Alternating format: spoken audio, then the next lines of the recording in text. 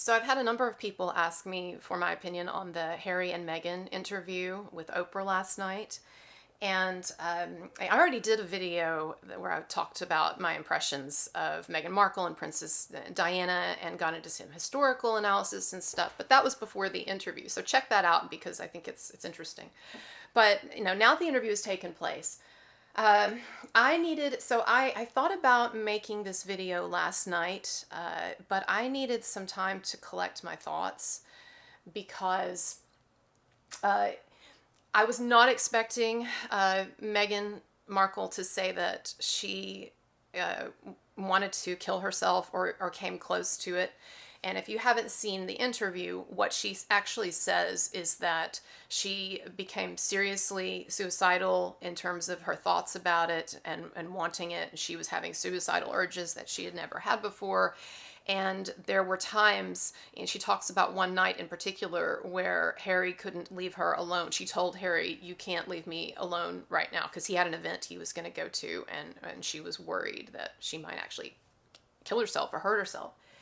And I have to say that even though I went into the interview being already somewhat skeptical of Meghan and Harry and what they've said over the past couple of years, it's a human response, and I think it's there's nothing wrong with it, but it's a human response when someone shares their pain. And look, I have no reason to believe that she was blowing that out of proportion because I do not think that there's anything from her perspective to be gained in talking about how things got so bad that you wanted to go to an institution or to a psychiatric hospital. I don't think that's anything that she's being dishonest about. And so when I heard her talk about this, it made me feel for her. And so I want you to know that I am, and then when I listen to Harry and Meghan talk about the media and what it's been like for them, I know that the media is horrible to deal with. I mean, I know that, and that's just it's a common notion, and it is something that every member of the royal family has had to deal with. But so I guess what I'm wanting to say is that I started off the interview actually feeling more sympathetic than I expected, and because of that sympathy, I really last night was kind of in a muddle about what I thought, because there were a number of things, and I'm going to talk about them in a minute, but there were a number of things that Harry and Meghan said that just don't really make sense, don't ring true to me, that I think are just, I'm not trying to call them liars. I just think that we're getting things through their field of distortion, maybe the way they're subjectively experiencing them. But my point is, I was aware by the end of the interview last night that there were a number of issues that I had with things that they were saying. And I noticed today when I've looked at some articles online, I only had time to look at a couple, including Piers Morgan. And of course, Piers is always so critical of them. So I take everything that he writes or says with, a giant grain of salt, and you usually dismiss, much of it. But one of the things that people were talking about is some of these inconsistencies, okay? And I felt those last night, or I noticed those last night, but I was so I was so sympathetic because of those initial revelations about suicide and coming close to suicide that seemed genuine to me, that I think were genuine. It really it sort of disabled my ability to do an objective video. So I did a little video last night for my Patreon and PayPal sponsors, but it definitely wasn't anything special, as they could tell you. So what's my opinion? All right. I believe that Harry and Meghan genuinely believe the things that they're telling us. I'm not saying that they're not aware of some fibbing or distortion or maybe even lies, but I mean, everybody lies to a degree. But I think that the version that they are giving us is the one that they really feel. This was how they felt things happen. This was their interpretation of it. So the interactions that they tell us about with members of the royal family that were discussed, their interactions with the palace staff, those who kind of run the show, and so on, and the media. I think that when they talk about how devastating or hard it was for them, I think that that is actually how they're experiencing it, have experienced it. And the problem that I have, though, is that I think that they are looking at things through a somewhat of a distortion field. And we could debate, to what degree that is. Some people would say significant. I don't know. I'm still trying to figure things out.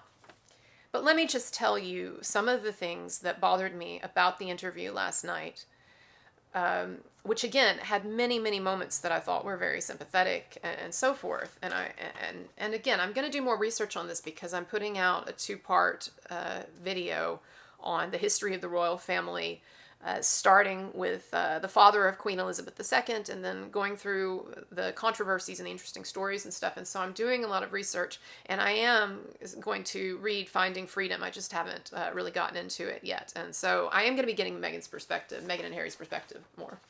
But let me tell you some things that bothered me, okay? First of all, Meghan claims to Oprah that she didn't really know hardly at all, very much at all, about the royal family or about Diana, and so that she came into it basically clueless. Now, you can go and look up the exact quotes, but that's basically what was said, and other people online have remarked about this as well, but that just does not ring true to me. It's come out that she took a trip to London and visited Buckingham Palace when she was younger and when she was a little girl. There was an interview with a friend of hers, and this friend, it was an interview for the tabloids. But the friend really didn't have a whole lot of bad stuff to say, but which makes me think that the things that she did say were probably true since they weren't very significant. But one of the things that this friend said is that she had a book about Princess Diana and that she was actually really interested in it. Now, I think that it's possible that Meghan's definition of knowing a lot about the family or knowing a lot about Diana could be different than ours. So, maybe she wasn't deliberately lying, but I found it kind of strange. But you know what? Let's give that one to her because maybe, I know she's been a busy woman and everything. And so maybe she just really didn't know much about the royal family. Even though she spent a lot of time in Britain, even before she met Harry. Something that bothered me a lot was, I don't understand. Okay, so basically they insinuated, Harry and Meghan, and at one point pretty much came out and said it. You can go back and look at the interview, but they suggested that one of the reasons why the family did not want to give their son, Archie, a title, he was going to be untitled. One of the reasons why was because he was mixed race. And they didn't really explain that, and it just doesn't make a lot of sense to me. I understand that it's entirely possible that, privately speaking, members of the royal family might have, especially the older ones, might have, problematic attitudes about race, but I don't buy this argument that they're sitting around, the royals and the people who make these decisions in the palace staff, and they're like, well, we would give him a title, but he's mixed race.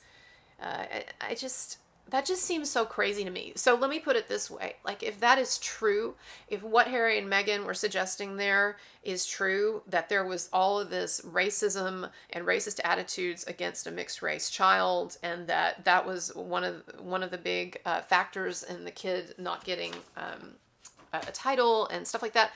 If that were true, then that would just be, the royal family that would be crazy. Okay, it doesn't even make sense to me, but that would be really, really messed up. I just don't believe it is. And it's not because I think the royal family is so amazing. It's just that I've now read a lot about the royal family, and it just doesn't make any sense. And even Oprah was like, huh? But anyway, what's another, and of course they don't, well, let's continue.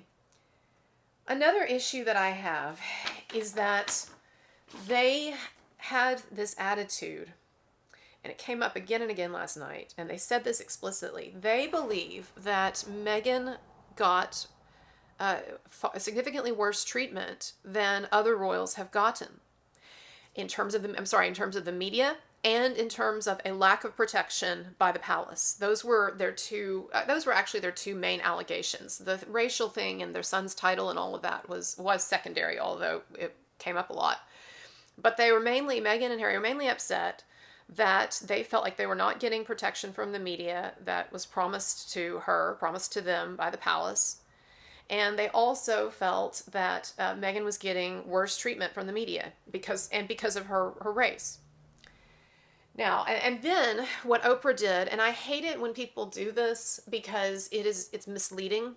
What Oprah did is she took several stories of negative press that Meghan has gotten. And then she took several stories of positive press that Kate got for the same thing. So, for instance, there was a story, a negative story, or stories about how when Meghan's pregnant, she's always holding her bump. I know it was ridiculous, but anyway, that's the story. And then, you can look back and you can see that there was a tabloid article about Kate, and it talks about Kate Middleton, William's wife, and it talks about how she's, lovingly cradling her bump. And so that's what Oprah did to validate what Meghan was saying, is she brought out several articles that are positive to Kate and several that were negative to Meghan that had correlation between them. Here's the problem with that, okay? I have followed the tabloids, including the British tabloids, for a long time. I was following this stuff when I was a kid and Princess Diana was still alive.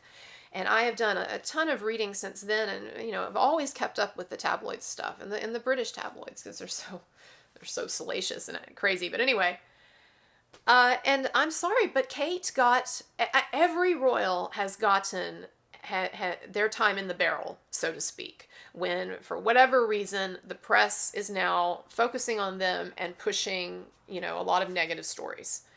It happened way back. Of course, I wasn't around then, but it happened way back with Princess Anne. Princess Anne now is this, esteemed kind of boring member of the royal family, and nobody ever really talks about. But back in the day, she was this beautiful, foxy, hip woman, and she had a turbulent love life. And I won't go into the details, but basically, cheated on her husband and stuff. And anyway, the tabloids were horrible to her. She was in the doghouse with them for a while, and she got worse coverage than Meghan got. Then you had Princess Margaret. This is where the whole thing really got started, is Princess Margaret, Queen Elizabeth II's sister. Decades ago, she had an affair and cheated on her husband. Of course, he was cheating on her. But the tabloids tracked her to her vacation home, her private island in Mustique in the Caribbean, and was taking illicit photos of her with the new guy that she was dating, that she was cheating with or whatever. And that gets splashed across the papers, and it's a feeding frenzy on her for a while. And then Diana, do I have to remind us all, all of the attention, both positive and negative, that Diana got. And Kate Middleton. Look, I may not be able to go tit for tat with you on articles about Kate versus articles about Meghan, like always matching up. But I really do believe, based on what I remember and what I've seen, that Meghan got all around just as negative coverage at times. I remember, there's a lot about her class, her socioeconomic class, because her family wasn't aristocratic and her parents started out as flight attendants, even though they became wealthy later by starting a party favor company. But there were these comments about her class. When William wouldn't propose, they called her Waity Katie, and there were all these critiques at times of different things, and she's getting gray hair, she needs to dye it, and I remember these things.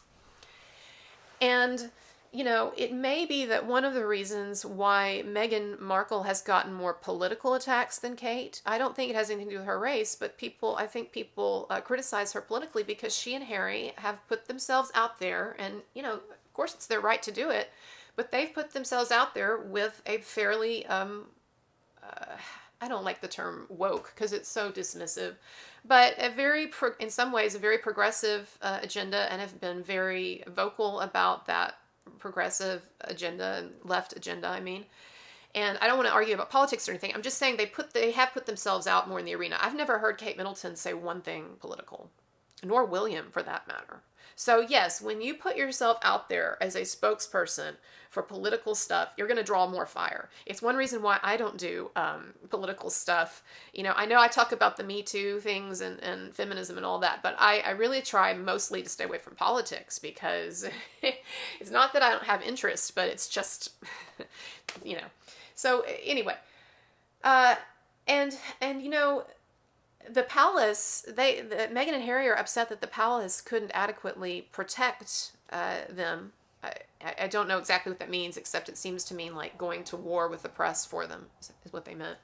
But I remember that the palace has always had problems with bad press. Has never been able to really control the press, not since like the 1970s.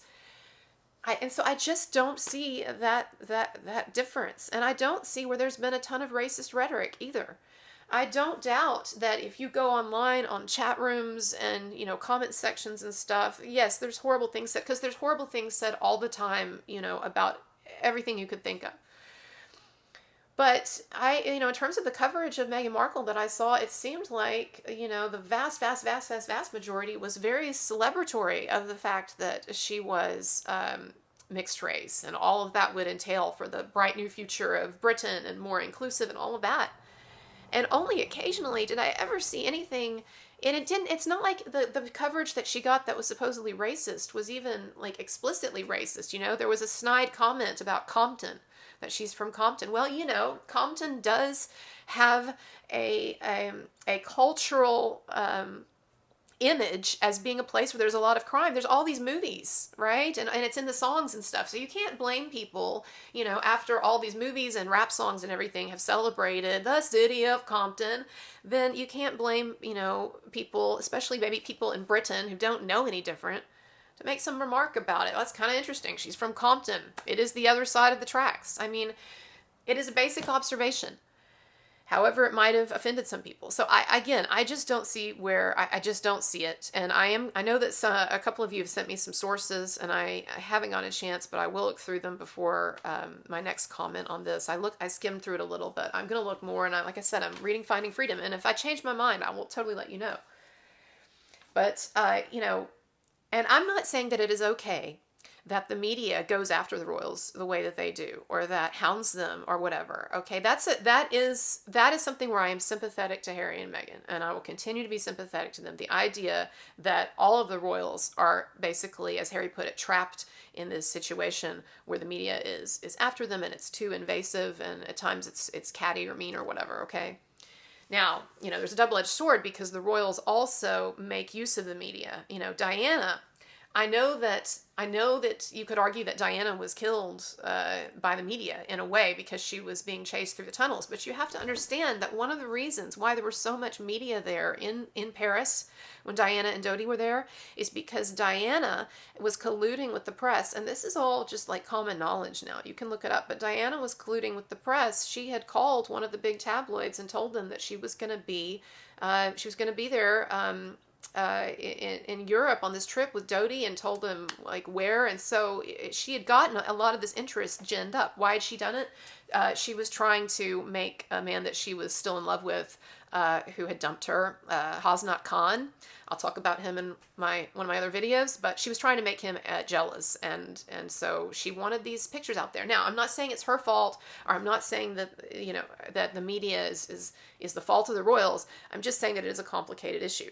And Harry and Meghan, another problem that I have is that Harry and Meghan claim, as some of you have pointed out, Harry and Meghan claim that they want privacy, but then they're doing this, media blitz. And I understand that you could say, well, they want to get their side of things out. And I understand that, and I'll accept that.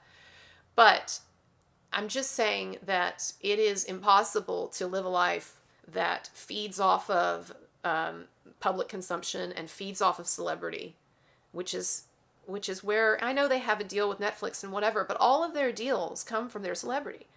And that's why they're doing this interview and the James Corden show and all of that, right? And the podcasts and things. So you have to understand it is complicated when your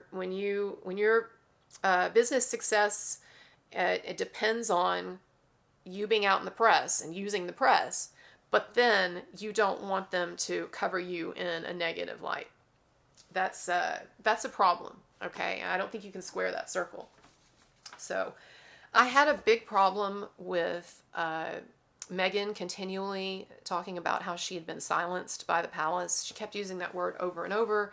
She even told this, I thought, kind of annoying story about how she and Harry, when all of this was going on, she and Harry watched The Little Mermaid. I guess it happened to be on TV, and they both like Disney movies, but she and Harry watched The Little Mermaid, and she said, and I looked at that character and I realized, oh my God, you know, she married a prince and then her voice was taken away, just like me. But you know what? She got her voice back in the end. Now, come on. I mean, I don't know. If that doesn't strike you as being weird or problematic, I don't, then that's okay. But there were too many moments like that in the interview where I was just like, what? You know, why is she silenced? I've got a newsflash. I'm not going to be mean, tacky like that, okay? Here's the thing. The royal family is not a normal institution. I talk about this in my last video, so go and look at my last video if you want me to talk more about it. But the royal family, it is not normal celebrity, and it is not political. In fact, understand this, okay? One of the primary goals or reasons, raisons d'etre of the royal family is to be apolitical, to be non-political. Okay? Because the whole idea of having your head of state distinct from your prime minister is that the prime minister can come and go, you know, because political winds shift, political tastes change, and so sometimes you'll have a leftist, sometimes you'll have someone on the right wing, etc., etc. But the queen will persist through all of that.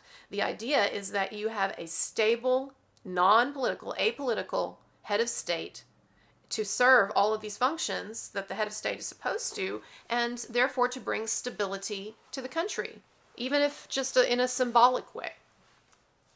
So that is why they're not what the royals say is so closely monitored and guarded by each other and by their staff.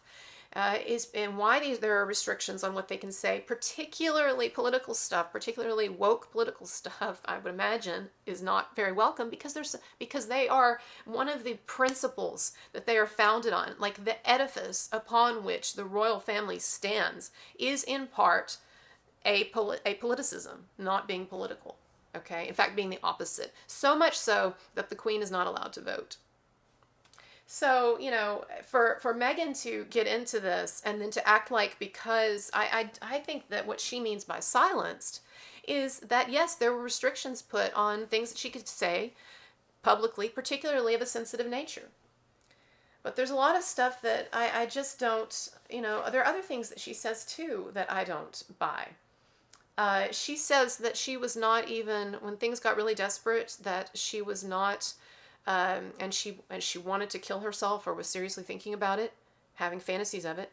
She says that she went to the palace, and by the palace, I don't think she means the queen.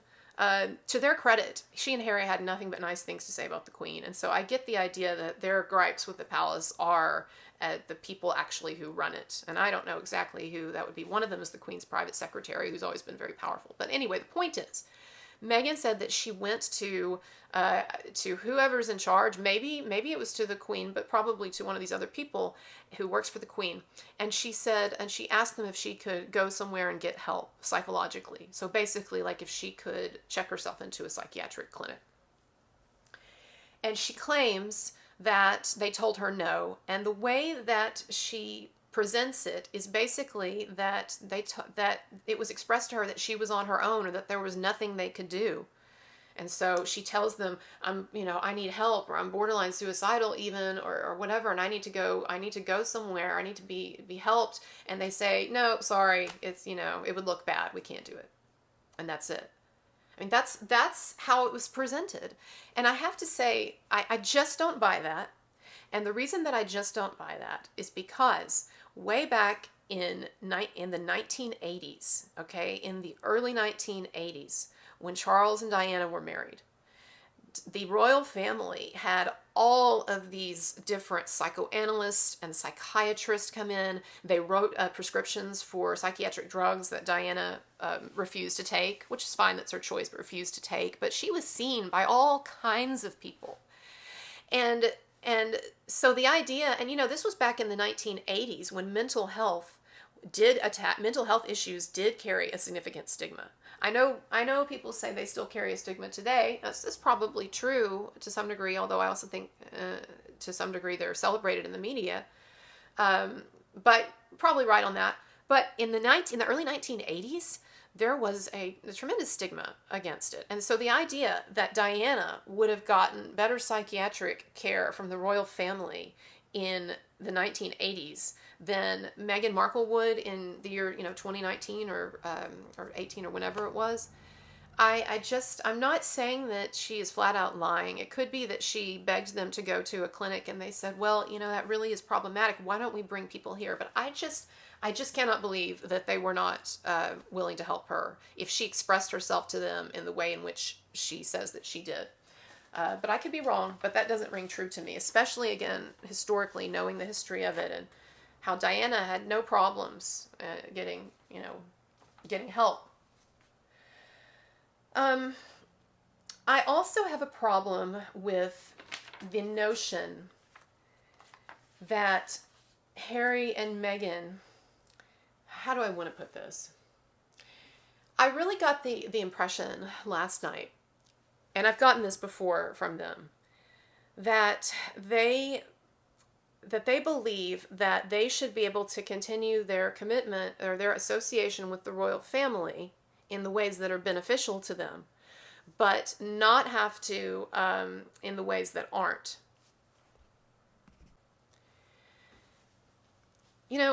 I totally understand that the idea that the life in the British monarchy is much more difficult than people would assume. I've read a lot of books about it. I know there's tremendous pressure and things like that.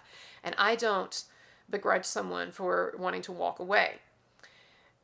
However, because it's not for everyone, although I think Kate and William seem like they're thriving and flourishing, and even Charles and Camilla to a degree, and the Queen obviously has done well. But anyway, my point is, it's not for everyone, okay? Especially someone who's not even close in line for the throne, right? But here's the thing. I get the feeling that it's almost like Harry and Meghan don't want to concede that their status comes from nothing else than the fact that they were or are members of the royal family. In other words, look, I know that Meghan Markle is an extremely attractive woman, and she's extremely well spoken and polished, and I've never seen Suits before, but I'll assume that to get on a major show like that, you have to be a good actress. But her career, it really, and I'm not trying to be unkind, but her career, it seemed like it was over the hill, and I say that because she was in her, when they met, she was like, 35 or 36, and her role in Suits, that show was winding down, and she really hadn't done anything else significant, and so it just looked like her career trajectory was really winding down. And now, though, she has had a huge lifestyle upgrade, gigantic, and she's hobnobbing with, movie stars and getting these $100 million or whatever Netflix, Spotify deals or things.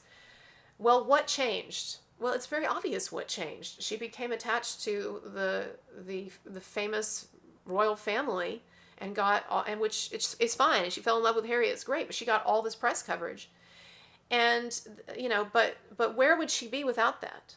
So basically, I'm not saying that she is not a really exceptional person in some ways, very attractive and presentable and eloquent and sharp and everything. But I'm just saying that you take the royal family connection away from her, and if that never happened, and her status in life would be completely different and probably fading into obscurity. And then Harry. He's a pretty a cute guy. Not my type personally, but he's obviously a cute, dashing guy.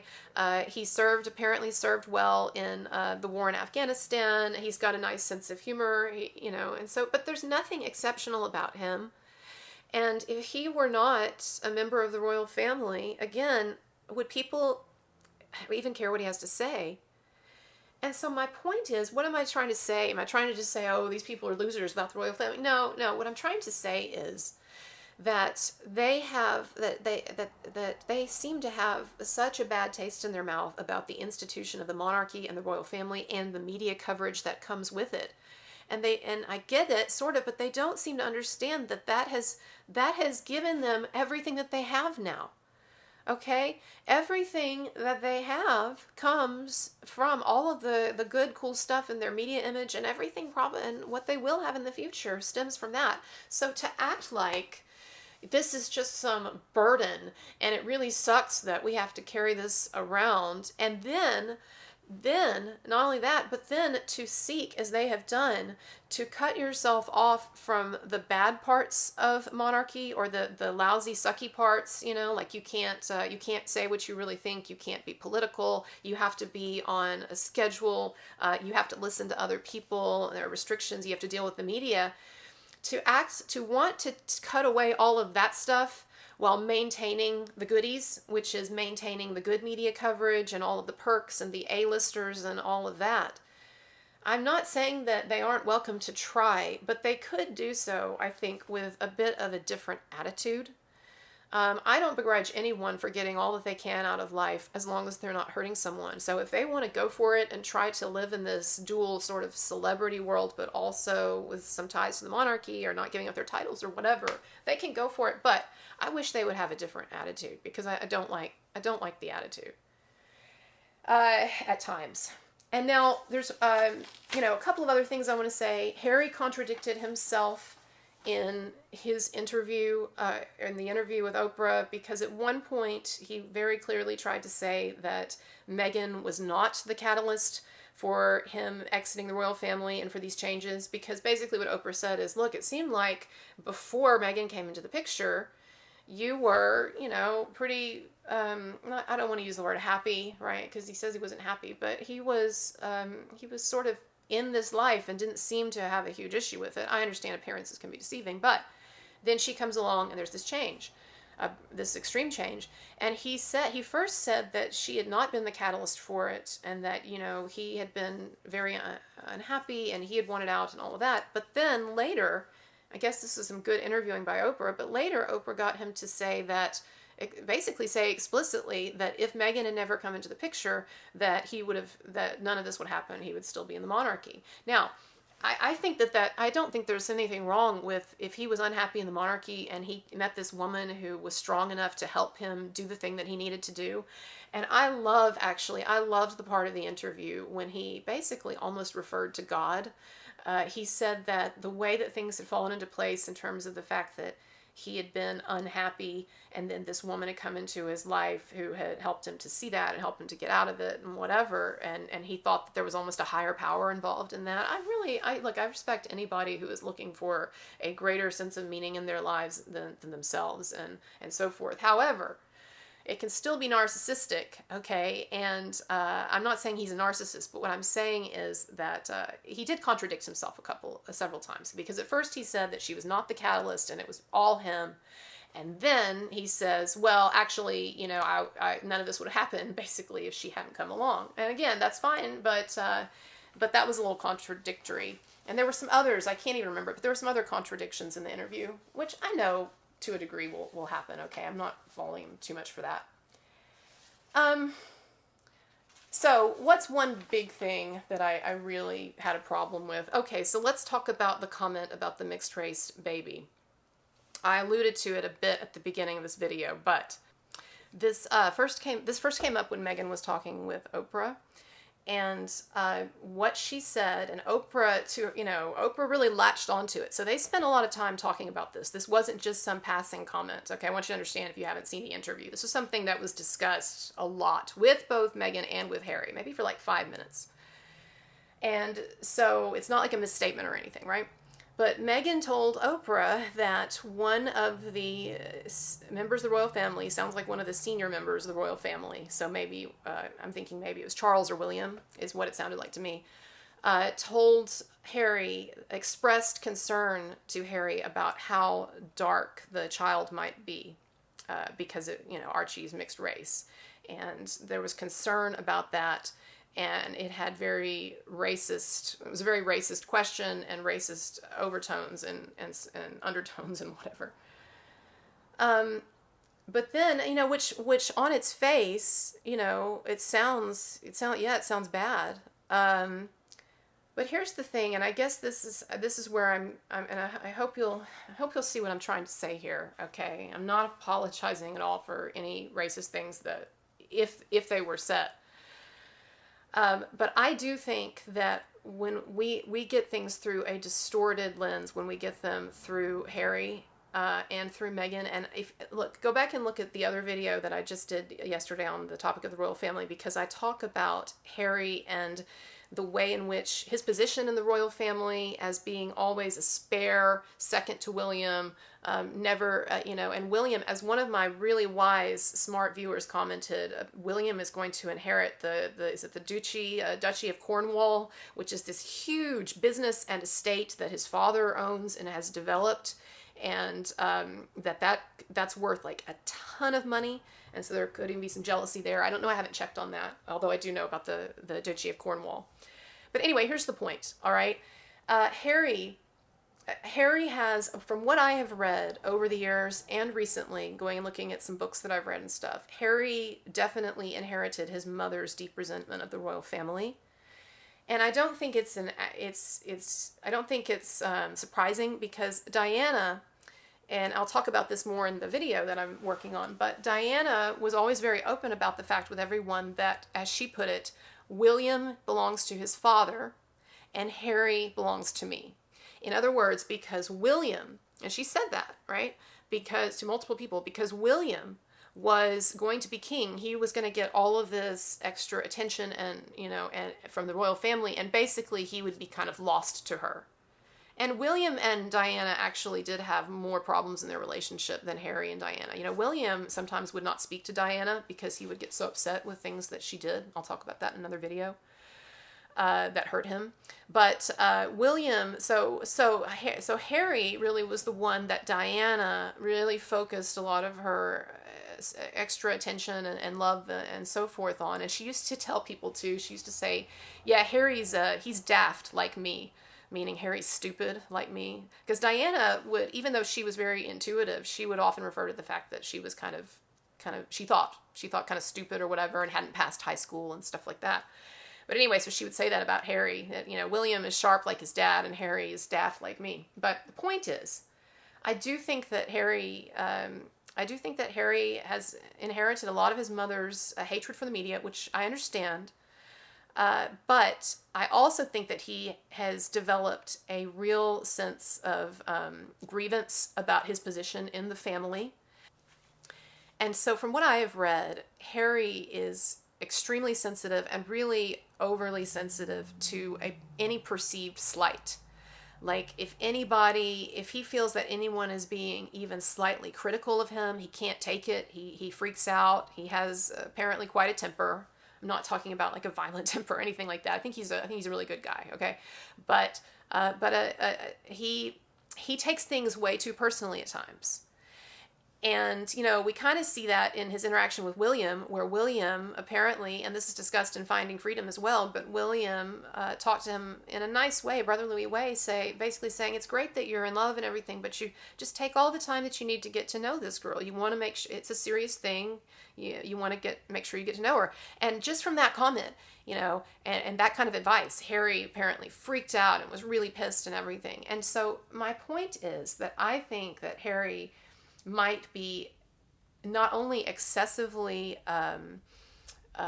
aware of any perceived slights, but also I think sometimes he hears things where they're not really there. I think that, and we all do this to a degree, but you and I know there are certain personality types that have a harder time processing incoming information, especially through their kind of field of distortion. And my sense from what I read about Harry, what I've read over the years and recently doing some research, is that that's one of his character weaknesses. And so here's my point. Meghan told Oprah that this comment about this offensive comment about the mixed race baby, she said that she didn't hear it, okay? Meghan said that Meghan did not hear it, but that she was getting it from Harry. She did explicitly correct Oprah on that. She's like, well, I heard it from Harry. So already we're once removed. And then Harry came in and he confirmed it, but didn't really want to talk about it. But, and what I imagine in my mind is that this conversation where the topic of a mixed race baby was brought up, this conversation took place probably as a part of a larger, much more extensive, more heated conversation about Harry or about Meghan or about Harry moving too fast. Oh no, they had already had their baby by then. But there were all of these problems around the time of her pregnancy and her having the baby. There were all of these problems and tensions that were developing between Harry and the royal family, and that had already developed even over a period of years. And so I guess what I'm saying to you is, again, like I said in some of my previous videos on previous topics, we have to be careful taking, and I have to be careful too, right? And I do it sometimes and shouldn't, but we have to be careful of taking like individual things taken completely out of context. Like we have no idea about the context of that. And again, I think that Harry does view things through, especially things that are sensitive to him or that he's sensitive about, through a lens of distortion. And I do think that he and Meghan at times have taken what is really a normal behavior for the way that royals, especially new royals, are treated, and seeing in that something more negative or something that's not there or something even racist. Okay, and that's my opinion, and I'm going to continue to research this more, and I'm open to being corrected. But this was my feeling about the interview. All right, now I'm looking to see if there's anything else that I wanted to talk about.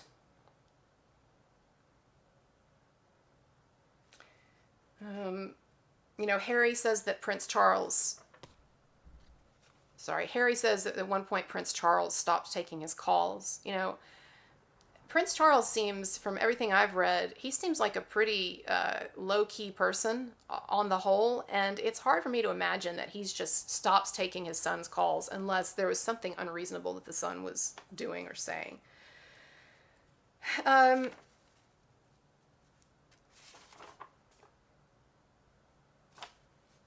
Harry said, I thought that it was unkind of Harry for him to say that and he said it several times, that his father and his brother were trapped in the monarchy. You know what, Harry? You may not, I'm sorry, but I am now getting a little bit angry. You may not value the monarchy. You may think, and we could debate that, but you may think that it's just a worthless institution or, and whatever. And look, I don't know, okay? I'm not getting into that debate. I haven't given that a ton of thought. But your brother and your father, this is not only their career, okay, their profession. It is their life. It is who they are. It is the foundation of their identity, is their role as future king.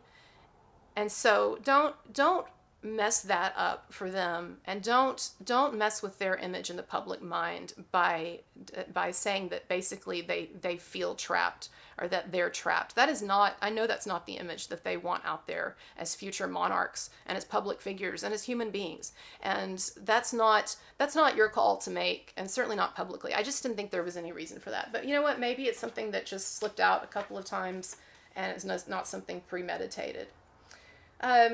All right, so other things, but that's basically it. So again, they are still, though, for me, a question mark. This video is not meant as an attack, and I am gathering more information. I'm going to read their book, and so this was just my impressions. And you know what? Sometimes I'm going to make videos that offend people, because my number one goal with these videos is to be honest and be who I am. Because if I'm not, then it's not going to work. Okay, so sometimes you will be offended by things, and I hope that you can just understand that it's not intentional and it's done with an attitude of kindness, even when I'm critiquing, right? I do think these things in the public sphere can and should be critiqued, but I will always try to do it in a good way. All right, I'm going to be moving on to other topics, but for those of you who donate via PayPal or Patreon, I have two long videos. It's going to be like probably almost 4 hours total.